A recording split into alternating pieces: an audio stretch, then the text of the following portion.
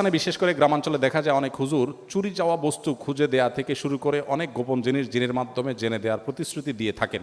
এক্ষেত্রে এগুলো বিশ্বাস করা এবং কুফুরের সীমা কতটুকু, এটা সম্পূর্ণ নাজায়েজ একটি কাজ। ইস্তেআনা বিল জিন বা জিনদের সাহায্য নিয়ে এ ধরনের কাজ করা, এটাকে সারা বিশ্বের সব উলামা ইকরাম নাজায়েজ বলেছেন। অতএব এটি কোনো অবস্থাতে জায়েজ নয়।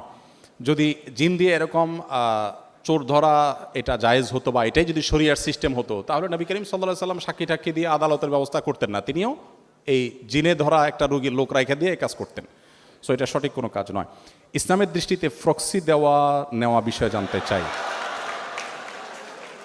Again common.